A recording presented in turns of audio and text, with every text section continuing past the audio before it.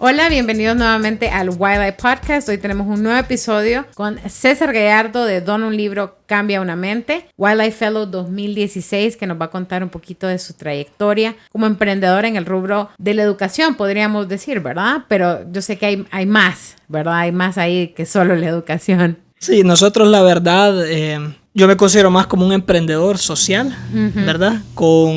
Nosotros agarramos el emprendimiento social, básicamente, y le quisimos dar una dirección como un híbrido entre apoyo a la gente y también al mismo tiempo con modelo de negocios. Exacto. A ver, yo te conozco desde hace un montón de tiempo.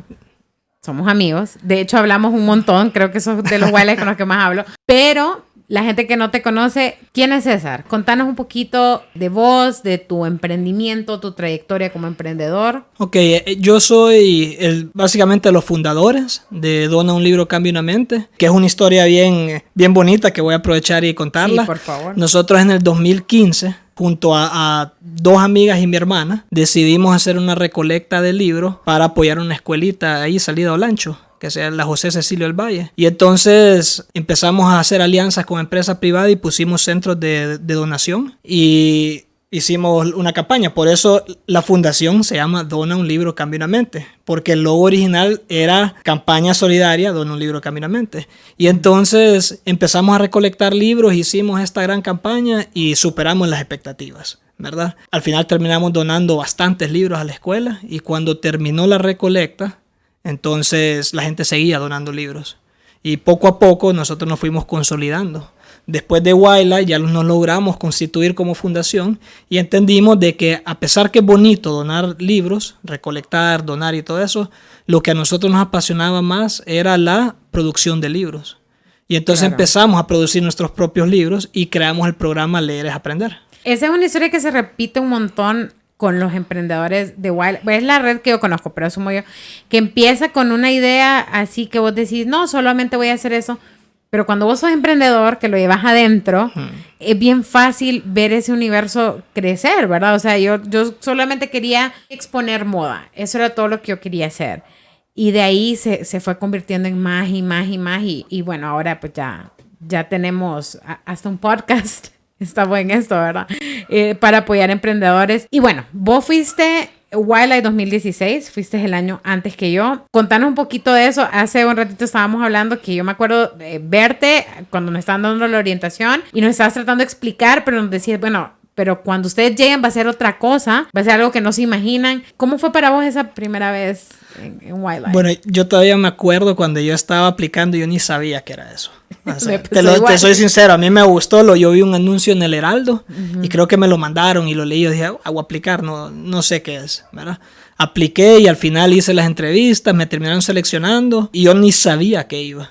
O sea, no me había empapado bien del tema. Cuando ya me dicen, ok, te hemos seleccionado, y empecé a leer un poco más y me hice esta idea. Pero cuando fui allá, la verdad es que fue una experiencia inolvidable. O sea, tuve la oportunidad de conocer emprendedores de toda Latinoamérica y el Caribe. Con los que seguí siendo amigos. Seguimos siendo amigos. Porque yo estoy en la Wildlife Alumni Advisory Board, la junta directiva de Wildlife para toda Latinoamérica y el Caribe. Y te han mencionado varias gente de otros países y es como, sí, César Gallardo. O sea, nosotros ya sabemos que aquí en Honduras sos bien popular. Entre los emprendedores sos bastante popular, tenés tu pueblo, pero me pareció un excelente impacto y ahorita te vamos a conocer más y por algo tiene que ver eso, ¿verdad? Que te mencioné en otros lados. ¿Ustedes a dónde llegaron? Nosotros, nuestra primera ciudad fue Atlanta. ¿Ustedes dónde llegaron? Nosotros llegamos a Texas. Ajá. Estuvimos en Dallas, Austin. Estuvimos en Dallas y después fuimos a no me acuerdo, fíjate, fue el 2016. Pero el primero fue Texas, ahí a Dallas, después me acuerdo que fuimos a ver un rodeo ahí en una ciudad como a 40 minutos de Dallas. Sí. Para los que no han estado en Wildlife, igual es una experiencia tan enriquecedora y por eso estamos hablando de como el tour que hicimos, porque primero llegas a una ciudad, estás como una semana, por lo menos nosotros estuvimos una semana entera en Atlanta y luego ya nos mandaron a nuestras ciudades hub. ¿Y la tuya fue? La mía fue Muncie, Indiana. Y es más, te hago la pregunta ahorita. Ajá.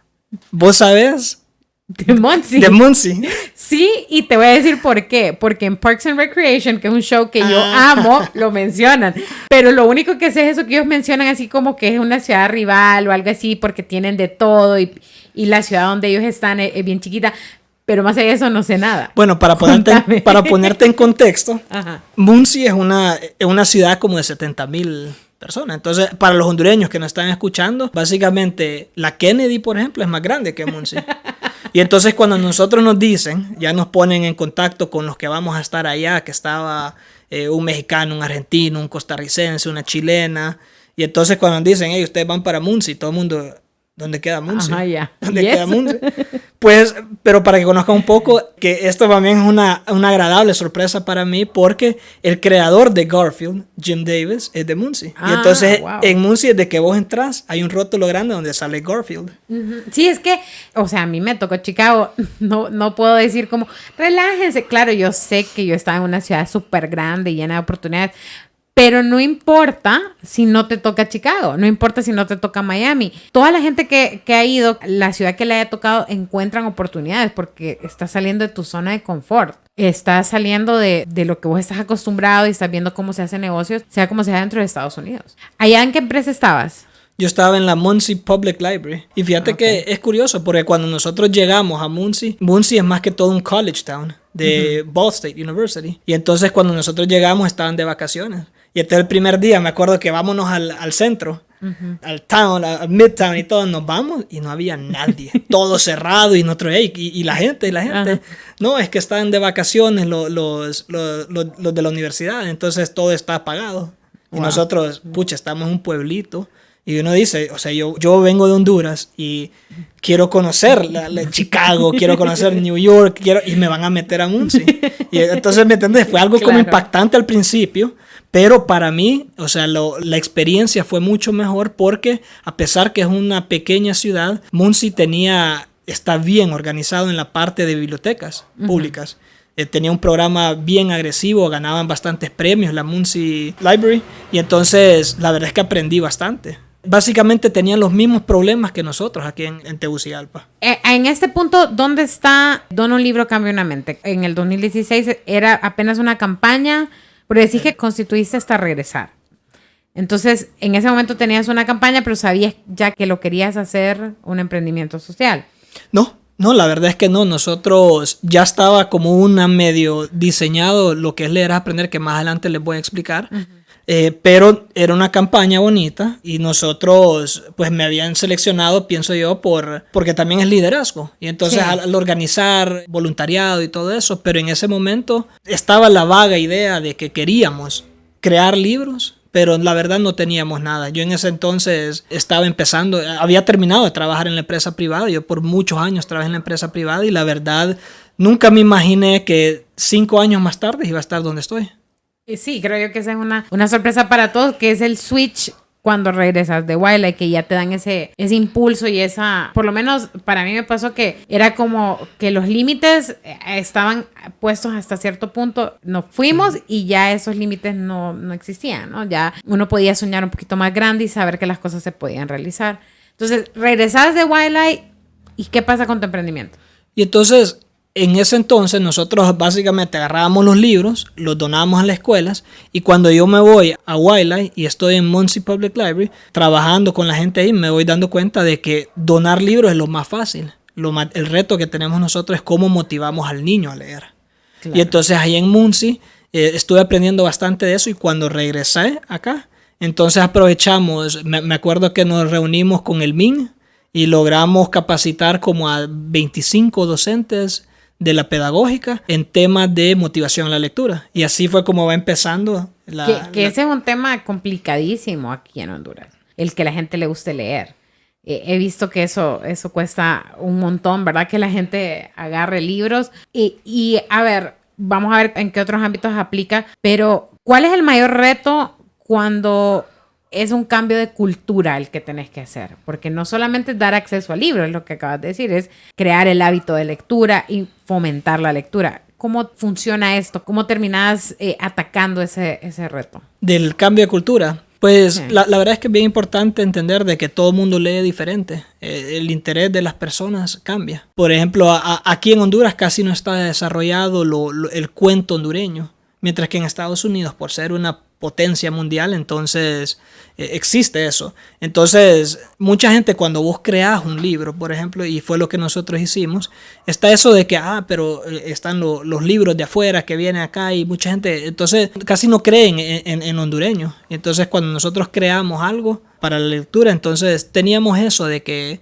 había cómo fortalecerlo, básicamente eso acá. Y bueno, aparte de ese reto, obstáculo, ¿con qué otros te has venido enfrentando? Después vamos a hablar de los proyectos que estás haciendo porque yo los conozco muy bien y me encantan, pero quiero que nos contés, ahorita estamos, ponele que en la historia como en el 2017, ¿cómo van esos retos? ¿Cuáles son los que vos identificaste para poder hacer llegar tu emprendimiento a donde estamos ahora? Bueno, para empezar, desde el primer segundo que uno dice yo soy un emprendedor social, inmediatamente la gente asocia la idea de que este me viene a pedir dinero. Porque las ONGs tienen bastante eso de que hagamos eventos de recaudación. Entonces cuando uno dice, yo me acuerdo que le decía a las personas, no, que yo estoy queriendo, en ese entonces quería poner mi propia fundación, y la gente me decía, pero ¿cómo vas a vivir de eso? ¿Me entiendes? Entonces, esa parte, porque mucha gente cuando asocia ONGs no asocia modelos de negocios, no asocia planillas, no asocia vendamos un producto, y hay una gran confusión de que la única diferencia de una fundación y una empresa es que la empresa al final tiene dividendos al final del año. En una fundación es puro sueldo. Nadie puede, sino que hay que reinvertir ese dinero para seguir ayudando a las personas. Entonces yo creo que ese fue el reto principal que teníamos nosotros. Es que, bueno, ahorita vamos a retroceder un poquito. El emprendedor social, ese es un tema que se viene escuchando hasta hace poco. Yo hasta que entré con Wildlife fue que me di cuenta que yo era también una emprendedora social. Yo pensaba que era como 100% comercial, pero nos dimos cuenta que estábamos dando otro tipo de apoyo a los emprendedores. ¿Qué es un emprendedor social en sí? Te lo voy a explicar de una mejor manera. Ajá.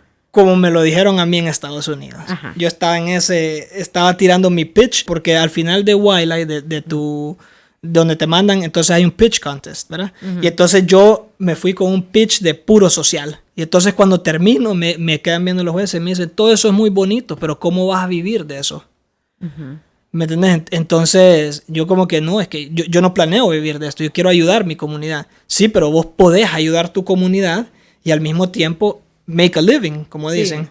Y entonces ahí fue cuando yo dije, es cierto, o sea, ¿por qué no puedo yo crear un modelo de negocio? ¿Por qué no puedo yo dedicarme a ayudar a la sociedad y al mismo tiempo que me genere algo para que yo pueda vivir de ello? Es que hay un estigma que es como, este se está lucrando de su fundación, o sea, pues uno tiene que comer y le dedicas una cantidad exagerada de horas a esto, y más cuando vos sos el que emprende, no solamente que estás contratado en una fundación o una ONG. Por lo menos yo no es como que miro feriados, o sea, no es como que vengo y digo, bueno, me puedo tomar el morazánico entero. No funciona así. Yo creo que lo más importante es saber diferenciar entre una donación y un modelo de negocios, porque por ejemplo, y esto es algo que nosotros luchamos bastante, de que a nosotros cuando creamos los cuentos, un artista hondureño nos los hizo. Y entonces vino una ocasión que nos dijeron, hey, fíjate que te queremos comprar como 10,000 cuentos, ¿verdad? Pero solo el cuento, para regalarlos para allá. Entonces, nosotros en ningún momento nos vamos a lucrar de esa manera, ¿entendés? Por ejemplo, si a mí me dan una donación para yo poder apoyar a una escuela pública, por ejemplo, esa donación va para apoyar la escuela pública. Lo que tienen que entender la gente, y especialmente el emprendedor que se quiere meter al emprendimiento social, es de que vos podés crear un modelo de negocios, de que vos podés vender, así como un consultor vende experiencia, vos podés ir a una empresa y venderles, trabajar su imagen, por ejemplo, por medio del marketing social. Entonces, hay que saber diferenciar también, porque, como te digo, es desleal hacer una campaña diciendo, hey, necesito dinero para ayudar a esta gente, y que después se den cuenta de que vos te lo usaste para pagar tu sueldo. ¿Me entiendes? Sí, que eso pasa un montón. Exacto. Aquí en Honduras. No sé qué tanto vamos a entrar al tema de la corrupción el día de hoy, ¿verdad? Pero hay que tener tanto cuidado cuando uno es un emprendedor social. Y la cosa es que hay tantas ideas y cosas que se pueden crear aquí en Honduras que se necesitan, ¿verdad? Y ahí es donde la gente tiene que ser creativa para lo que vos decís, crear el modelo de negocio, ¿no? Entonces, a ver, ¿dónde estamos? Estamos ahorita ya que estás creando tu ONG. estás ganando, ponerle que es el 2017, tu modelo de negocio nada más está en donación de libros y de ahí luego empezás a hacer cuentos.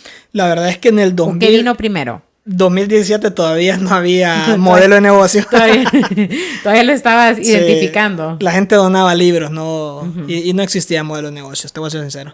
Pero nosotros ya para ese entonces estábamos viendo de que si nosotros seguíamos donando libros, el impacto que teníamos, a pesar de que es un lindo impacto, poder ir a una escuela y darle acceso a una biblioteca, estábamos viendo de que solo en Honduras hay 1.2 millones de niños sin acceso o sea, en el sistema educativo público. 1.2 millones. Wow. Y entonces, ¿cómo yo, recolectando libros, voy a llegar a 1.2?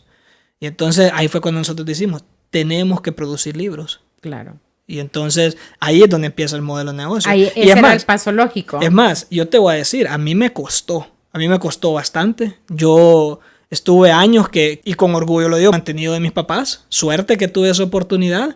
Y yo no sabía ni qué hacer. Y yo me acuerdo que mi papá fue de los que más me decían, mi papá y mi mamá me decían, seguí adelante. No te preocupes en una fase de tu vida. Y entonces, pero sí teníamos una clara visión de lo que queríamos nosotros. Que eso me encanta lo que estás diciendo, porque un montón de gente, yo la he escuchado y me dice, es que no puedo. Yo intenté y no puedo. O sea, toma tiempo. Sí. Toma tiempo, no es de la noche a la mañana. Pero para mí una de las cosas más importantes es la perseverancia. O sea, de verdad, sí. no darte por vencido. Porque yo igual estuve por años que tenía que trabajar con mi mamá, obviamente mantenida también, porque no era un negocio tan fácil de echar a andar, ¿verdad? Que es la creatividad, la parte que nosotros trabajamos, economía naranja. Lo mismo vendría siendo para vos, ¿verdad? La parte de cómo crean libros. Entonces, ¿cuándo comenzás a producir libros? Ya como en el 2020, nosotros que ya nos constituimos, nosotros ya teníamos una idea básica de lo que queríamos de los libros. Y nosotros, por eso se llama Leer es Aprender el programa. Nosotros sabíamos de que si donábamos libros, que también sea una manera que aprende el niño. Y entonces empezamos a identificar empresas y dijimos, ok, esta empresa quiere colocar ciertos mensajes. Por ejemplo, la Embajada de Estados Unidos en Honduras, que quiere colocar el mensaje de inmigración. Tenés Corporación Flores, por ejemplo, que quieren colocar seguridad vial. Y así vos vas mapeando las empresas. Y entonces si nosotros podíamos agarrar un cuento, ponerle una moraleja de esos temas, entonces los cuentos no se los vendíamos a las personas, se los vendíamos a las empresas. Y así fue como nosotros empezamos. Qué súper eso. La verdad es que felicidades por esa creatividad, porque es realmente llevar mensajes importantes, porque tampoco es que le estás enseñando al niño a comprar, ¿no? O sea, le estás enseñando seguridad vial, le estás enseñando lo del problema grave que tenemos de la migración ilegal en nuestro país, pero al mismo tiempo está siendo fortalecido. Pues no es solamente como, bueno, vamos a tirarles anuncios, mensajes, no, es algo tan importante como lo es la lectura, que no es un problema solamente de Honduras, es un problema que va creciendo a nivel mundial, más en los países que están en vías de desarrollo. Entonces, ahorita el programa me dices que se llama Leer es Aprender. Contanos de ese programa. Bueno, Leer es Aprender es lo que te comenté de cuentos con ciertas historias. Y entonces nosotros producimos los libros, formamos docentes, empezamos con un piloto de 500 docentes y, wow, le donamos 10,000 libros a los niños. Entonces el maestro toma el taller y después, por tomar el taller, a todos los alumnos se le donan libros para que esa maestra pueda implementar lo que aprendió en el taller con los niños. Okay. Porque, y ojo, ese es un dato muy importante, porque muchas veces al docente se le dan tantos talleres y después le dicen, anda a hacerlo, pero no tiene las herramientas. Uh-huh. Entonces, tomamos en cuenta bastante eso cuando estábamos diseñando el programa. Ahorita se me vienen dos cosas a la mente. Una, ¿qué fue lo que vos estudiaste en la universidad? Mercadeo. Ok, ¿y cómo entras a la parte de educación sin ser docente? ¿Cómo pegas ese salto? No sé si te han dicho alguna vez como, wow, estás en otro... Sí y no, porque obviamente sí, sin mercadeo no puedes hacer nada. Yo creo que bueno, yo tengo mi título y yo desde pequeño ya tenía esa línea. Ya me acuerdo que mis papás me decían, vos tenés que ser mercadólogo. Yo decía, yo quiero ser mercadólogo porque a mí me gustaba toda esa parte de ventas. Trabajé en ventas muchos años y a mí me apasionaba, pero también hay que saber encontrar lo que uno es bueno. Y yo para algo que era bueno era para vender. Y entonces para mí, y esto es mi función en la fundación, es vender proyectos. Sí. Entonces yo estoy haciendo lo que me para lo que yo estudié. Eso es bien importante. Si no sabes vender tu proyecto, el proyecto puede ser increíble, pero si no le logras transmitir a la persona lo que está en tu cabeza, ¿cómo llegas a eso? O sea, ¿cómo llegas a alcanzar las personas que necesitas para llevar tu emprendimiento a la realidad? Entonces, antes de que pase a la otra pregunta que se me venía a la mente, ¿cuáles serían como esas cosas más importantes para poder vender un proyecto y un proyecto social? Bueno, para empezar, tiene que ser sostenible. No solo es de venir y ir a tirar libros ahí y después irse. O sea, eso no tiene impacto. Lo difícil es cómo motivar a la lectura, no cómo donar libros. Entonces, yo creo que si uno empieza a formular proyectos donde va a dejar impacto que va a durar mucho tiempo, por ejemplo, con formación de docentes, entonces ya estás dejando un legado. Después viene una nueva generación de niños y ya estás preparando más niños también. Entonces se convierte sostenible. Y la segunda parte que es bien importante es entender de que la parte de evaluación y de investigación es muy importante. Entonces nosotros con este tema de inmigración, que es un tema bien controversial, que mucha gente no quiere hablarlo, especialmente con los niños, nosotros le estamos dando herramientas nuevas a los docentes para discutir un tema que sí les está afectando, que sí saben lo que está pasando. Y te lo digo que sé porque nosotros agarramos un grupo de niños y le dijimos, cámbiale el final al cuento de Dulce Azucarita, que es el de la inmigración. Y muchos de los niños nos contestaban, bueno, ahora que la abeja se fue, ahora tiene 2 casas. O ahora la abeja puede mandar miel de una casa a la otra. Y entonces te van una idea de que el niño probablemente tiene un familiar en los Estados que le manda dinero. Y para ellos es normal eso. Claro. Entonces, a mí no me pagan por ir a donar libros de los que nosotros producimos. Nosotros nos enfocamos en la parte de cambio de comportamientos, de sostenibilidad, de que nosotros podamos agarrar docentes y de que tal vez es un tema que ellos no lo tocan por ser delicado, ahora darles herramientas nuevas para que ellos puedan discutir esos temas y podamos formar jóvenes que ya vengan con una idea de que Honduras es nuestro país. Y los errores que hemos cometido nosotros hay que trabajarlos con los niños, sí, para que cuando vayan creciendo ellos tengan una manera diferente de pensar. Y ahí es donde ya empieza uno a dar resultados reales en proyectos. Ese tema que mencionas es bastante controversial. O sea, decir, ay, bueno, pero es que para ustedes es bien fácil decir no migren porque son bilingües y tienen su empresa y no sé qué. No es tan así.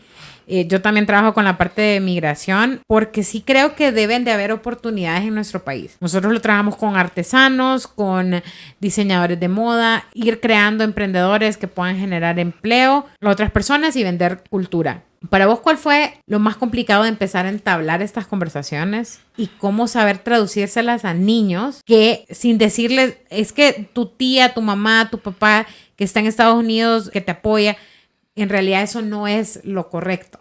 Bueno, la verdad es, nosotros reconocimos inmediatamente, yo me acuerdo cuando yo me reuní con la Embajada de Estados Unidos aquí en Honduras, nosotros les planteábamos el proyecto de llegar al niño y con libros, con el tema, pero yo me acuerdo el primer taller que tuvimos, que yo después de ese taller me volví a reunir con ellos y le dije, yo creo que lo planteé mal la propuesta. Yo creo que el aliado más fuerte que tenemos nosotros es el docente. El docente es el que básicamente cría al niño. Y entonces si el docente le empieza a meter mensajes positivos al niño, entonces el niño va a venir con un cambio de chip. Aquí en Honduras nosotros tenemos una idea de que, y decimos, o sea, aquí no se puede emprender, por ejemplo. Sí. Pero cuando uno ya empieza a entender lo que es la globalización, entonces ya empieza a hablar con emprendedores de Salvador, de México, que gracias a esta red Wildlife nosotros tenemos esa oportunidad.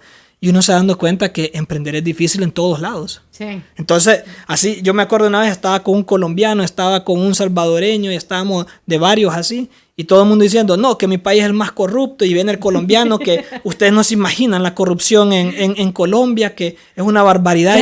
Y yo en mi mente diciendo como que, hey, disculpen, yo soy de Honduras, ¿verdad? Es más, yo ni hablé. Yo me di cuenta de que ese es un problema global. Sí. Y entonces, cuando ya empecemos a cambiar ese chip de que hay mucha gente que dice, ok, pero yo me quiero ir a los Estados Unidos, pero allá la vida es igual de difícil que acá. Sí. O sea, no es fácil. Sí. Mira, yo recuerdo en la universidad eso que mencionabas del docente. Yo nunca he sido una estudiante modelo. Yo soy bien rebelde. Los que me conocen saben que ando a 1000, no paro de hablar. Me costaba mucho enfocarme en mis clases. Y yo tuve un montón de docentes que no recuerdo sus nombres, no recuerdo qué clases me dieron, no recuerdo qué aprendí de ellos. Recuerdo uno, hay como 3 maestros de la universidad que recuerdo bien, pero hubo uno que yo ya estaba emprendiendo con, o sea, yo estaba haciendo algo con Aujeboga. Yo no sabía que estaba creando un negocio. Yo me gradué, trabajé un año entero y hasta después de eso me di cuenta que iba a emprender. Pero él viene y me dice, tenemos que hacer un proyecto de vinculación. Todos teníamos que encontrar una empresa y esa empresa hacerle un estudio de mercado y era una serie de cosas que había que hacer. Yo me gradué de administración, era más que todo administrativo. Y él me dice, si no lo haces de tu empresa, no te voy a dar todos los puntos. Y yo, pero es que mi empresa no es una empresa de verdad, pero por eso lo vas a hacer. Y yo, no lo quiero hacer. Y yo estaba como medio peleando. Y le dije, aparte mi grupo no va a querer, tu grupo lo tiene que hacer porque yo asigné los grupos y así tiene que ser. Y yo, wow, ¿por qué me está diciendo esto? Y estuve luchando y le dije como por 3 días que no lo quería hacer y él me dijo de que sí, que yo tenía que creer en mi empresa y que él creía en mí como emprendedora. Hasta el sol de hoy yo le mando las invitaciones de mis eventos y él me dice que está súper orgulloso de mí y es una de esas personas que pasan por tu vida un ratito, pero siempre las recordás y es eso, o sea, la importancia que tiene que un profesor, tu docente o incluso tus padres mismos te digan desde pequeño está bien que puedas emprender, que te apoyen para tener ideas nuevas, ideas para cambiar el mundo, porque siempre pasa eso de, yo quiero cambiar, ¿verdad? El sistema de basura en nuestro país. Eso no se puede hacer, te dice. Y tal vez vos decís, suena imposible, pero qué tal que este niño sea el que tiene la idea, ¿no? Sí, yo me acuerdo, y es más, para hablar más de eso, de que la gente a veces te puede más bien bajar a uno. Yo me acuerdo como en el 2020, por ahí, empezando, yo dije, ok, yo quiero agarrar a alguien que sepa manejar una fundación, que tenga experiencia y que maneje la mía. Y entonces tuve una reunión con una persona y vengo yo y le digo, mira, yo quiero hacer este proyecto que se llama Leer es Aprender y esto es lo que quiero hacer y todo. Y le digo, mira, es una idea millonaria, le dije yo. Y entonces me acuerdo que me queda viendo y me dice, mira, es una bonita idea, pero no es millonaria. Y entonces vengo yo y en mi mente diciendo, yo necesito a alguien que crea en las cosas. Y ahora a mí me alegra decir de que nosotros hemos superado. Nosotros ahora estamos en 3 países diferentes. Estamos trabajando en Salvador, Guatemala y en Honduras. Entonces tenemos ya personal contratado allá y entonces uno tiene que ser firme y creer en uno mismo, si no... Sí, eso es lo que me gusta de la Red Wildlife. Yo tengo un grupo pequeño de amigos que me apoyan un montón, pero que hasta hace poco no creían mucho en mí. De ahí está el segundo grupo de amigos que creían que todo lo que vos estabas haciendo era tontera y que estabas perdiendo el tiempo. Un par me han venido a decir como, y creen que es un halago, pero era como, yo pensaba que vos solo estabas haciendo cosas por perder el tiempo, pero ahora miro y felicidad, y es como, o sea, podrías solamente decirme felicidades, ¿verdad? Pero en Wildlife me gusta eso, ¿verdad? Por eso hemos entablado nosotros una relación. Yo sé que te puedo llamar y te digo, mira, que estoy haciendo esta y esta idea. Y la respuesta mutua creo que siempre ha sido vos dale, metele. Y lo mismo cuando tenés amigos de otros lados que les decís, oíme, ¿y en tu país cómo se ha hecho esto? Aunque todos estemos al mismo nivel, teóricamente, ¿verdad? Y los países varían un poco, ¿verdad? En Latinoamérica, el Caribe, siempre como que hay una similitud en los problemas y nos logramos entender. Eso es bien importante para todo emprendedor, creo yo, tener tu red de personas que te entiendan, no solamente tus amigos que te dicen, yo te apoyo, te va a ir bien, ya vas a ver, pero no entienden lo que vos estás haciendo por lo que estás pasando todo el día. Y es más, nadie nunca va a entender lo que vos estás pasando en tu emprendimiento. Sí. El apoyo siempre es bueno, pero solo uno lo vive y a veces es difícil. O sea, emprender no es fácil. Digámoslo como es, no es fácil. Sí. Y bueno, vos recientemente te convertiste en papá. No, ya 2 años. 2 años y 7 meses. Por la pandemia uno dice, ay, hace poco nació el hijo. No, 2 años. Y ese ha sido otro reto, ¿verdad? Pues un reto porque estoy en pandemia encerrado con él. Entonces, imagínense los terrible twos y ahorita vienen los 3. Las llamadas de Zoom. Yo a veces estoy en llamada en reuniones y ahí sale el niño corriendo por atrás o se me viene a sentar encima mío. Ahora tengo que tener cuidado con dónde me tomo una foto o dónde hago el zoom porque todas las paredes están rayadas de mi casa. Entonces, ese es otro reto, o sea, tener ese balance. ¿Vos cómo crees que lo has manejado o sentís que todavía estás viendo cómo manejas ese balance de familia, emprender, tiempo completo? Esto es de por vida. O sea, desde que uno tiene un hijo... ya ese balance O sea, siempre va a ser así. Lo importante y es de que yo tengo una pareja, Fanny, mi esposa, que es como un pilar. O sea, no, somos una relación muy fuerte y nos apoyamos mutuamente. Entonces, cuando ella está trabajando, yo estoy con Rodrigo. Y cuando yo estoy trabajando, ella está. Y ese balance nos ha ayudado a salir adelante en tiempos difíciles como esto, la pandemia.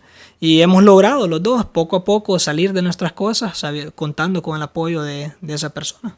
Sí, eso es bien importante, ¿verdad? Cuando sos un emprendedor, porque eso ya es algo que te viene adentro y luego decidís ser emprendedor, hay un montón de cosas en tu estilo de vida que tenés que tomar en cuenta, pues desde la pareja que seleccionás y todo. Pero bueno, antes que nos pongamos sentimentalistas, a veces poquito mencionamos que estás en 3 países.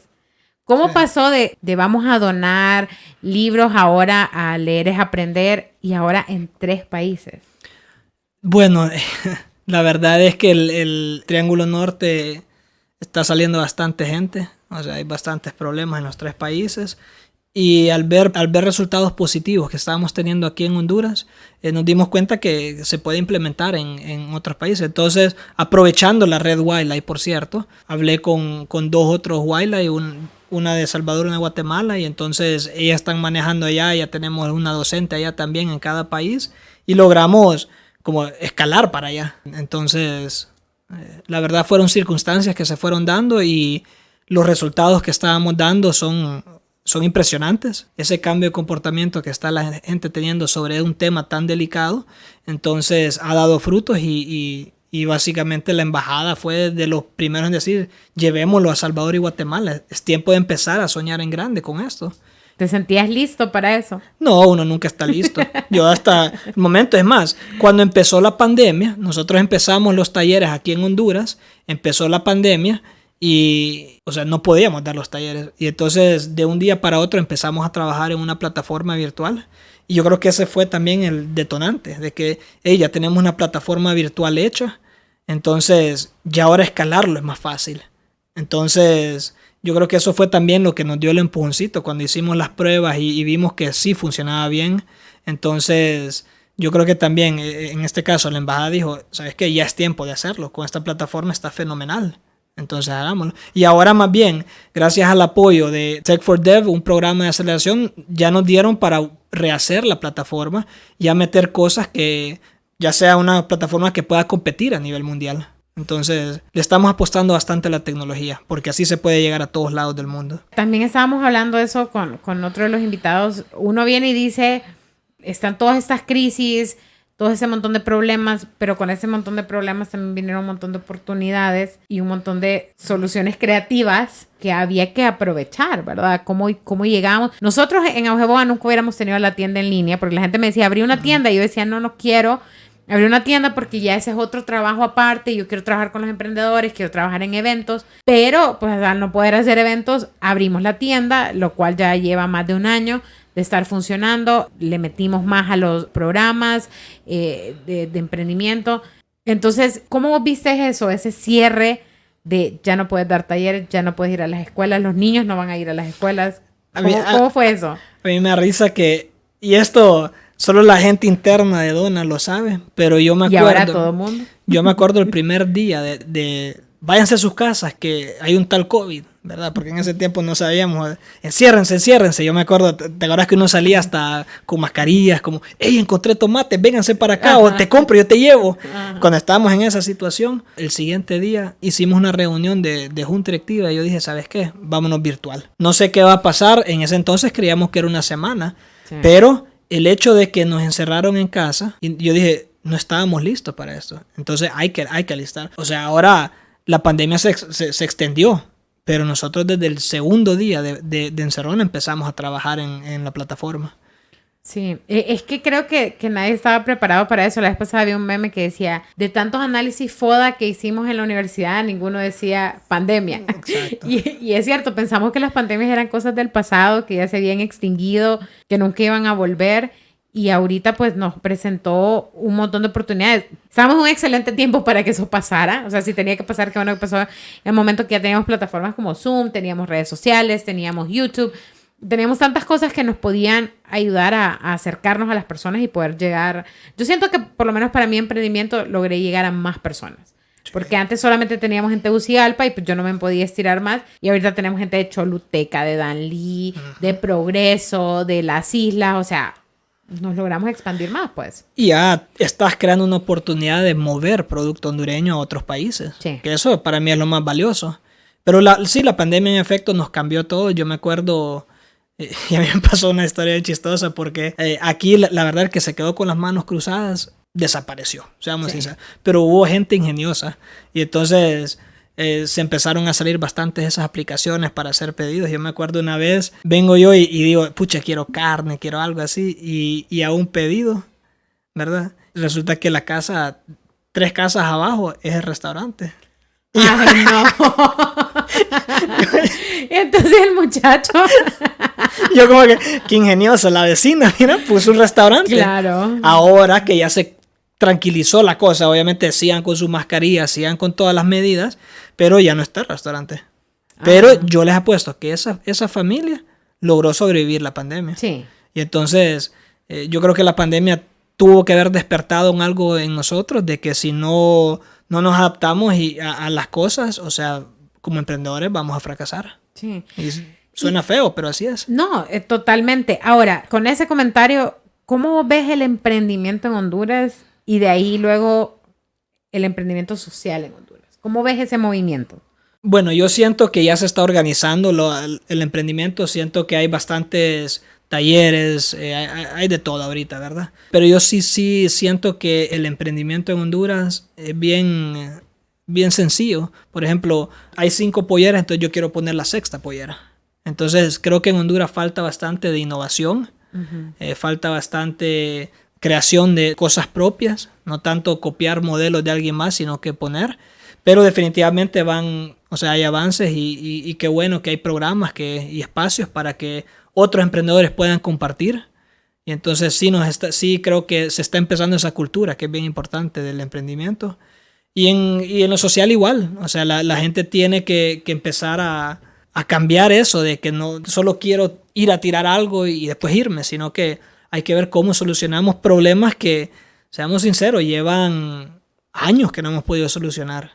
Nada, los problemas siguen siendo los mismos problemas de los 90, de los 80. Pero ¿qué pasa? Necesitamos nuevas soluciones a problemas viejos. Sí, creo yo que también está esa parte de la cultura emprendedora que hay que darle más oportunidades a la gente que cree en sí misma.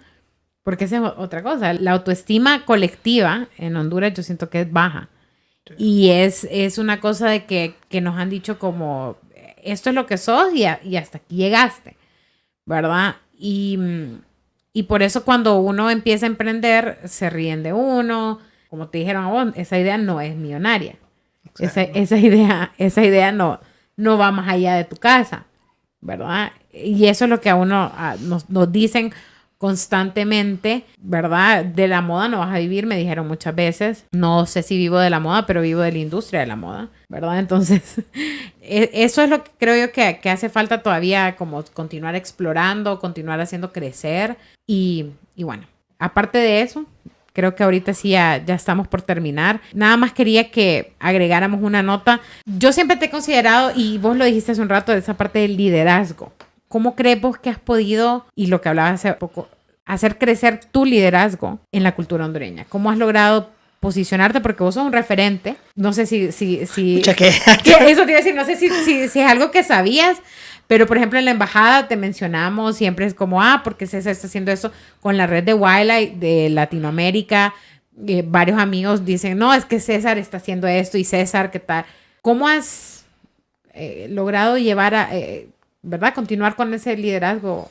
Yo creo que yo soy persona que siempre camino para enfrente. Y a veces trato de mandar ese mensaje de que hagámoslo, se puede hacer. Y entonces la gente, cuando ya empieza a ver, se empieza a sumar a las cosas y empieza... Con esas las personas que se quieren rodear uno. Entonces yo creo que mi actitud, yo soy... Algunos dicen terco, pero yo cuando quiero algo, yo no paro. Yo sigo y hasta que lo hago. Yo estuve aquí cuando nosotros queríamos hacer el cuento. Yo estuve casi un año buscando ilustrarlo. Es más, yo me fui a reunir con empresas y decirle, denme dinero para contratar a alguien que lo ilustre. Al final, llegamos después de un año de chocar. Vine yo y con una de las fundadoras, que para mí es de las mejores diseñadoras gráficas, le dije, no, ya me cansé, diseñalo vos. Y no, diseñalo vos. Y entonces lo diseñó y la verdad quedó mejor. O sea, claro. Pero esa actitud de que hay que caminar para enfrente. Yo creo que la gente al final se quiere pegar a gente así. Entonces, y eso te... Y ayudar a quien que uno pueda ayudar. Sí. Siempre no hay que dejar eso atrás. En sí, vos trabajás en el área de educación. Sí, de educación. Pero aquí es donde yo no sé. Ajá. Porque no sé si nosotros somos economía naranja, y esa es la pregunta que yo es más, le he hecho a mucha gente y todavía no tengo una respuesta. Porque sí, somos parte educativa, pero nosotros producimos nuestros propios libros. Sí, nosotros en Grupo Cultura trabajamos directamente con economía naranja y la vamos a definir para que la gente sea la que nos diga el sí o el no. Porque la economía naranja todavía se está definiendo, pero básicamente es la comercialización de productos creativos, ¿verdad? Entonces, para mí, la parte de que ilustras, creas libros, ahí hay contenido de propiedad intelectual, ¿verdad? Todo eso, las historias las crean ustedes. Todo eso es economía naranja. Pero, esta fue una conversación bien larga que tuvimos la vez pasada. Sí. Pero estás educando niños, por ende, es la industria de la educación. Entonces, ahí es donde yo no sé. O sea, tenemos diferentes emprendimientos que, por ejemplo, los videojuegos, no te vayas a ningún lado. Eso es economía naranja. Moda es economía naranja. Música es economía naranja. Entonces, ¿qué opinan? ¿Soy o no soy? ¿Soy o no soy? Vamos a dejar que la gente comente en ese video. Dejen sus comentarios. Díganos si es o no economía naranja. Y ahí lo vamos a estar revisando para ver si vos lográs obtener por fin tu respuesta. Vamos a ver si logramos tallar a esos expertos de economía naranja también para que nos contesten. Gracias, César, por estar hoy con nosotros. Bienvenido nuevamente al Wildlife Podcast. Espero nos puedas seguir acompañando más veces y ha sido un placer tenerte. ¿Y cómo te encontramos? ¿Cómo encontramos tus proyectos? Bueno, nos pueden encontrar en Dona un Libro HN, ya tenemos que cambiarlo, pero estamos en Facebook, en Instagram, igual César Gallardo HN. Ok, súper bueno, ya saben cómo encontrarte. Y muchísimas gracias nuevamente por estar aquí y espero verlos en el próximo episodio en 2 semanas.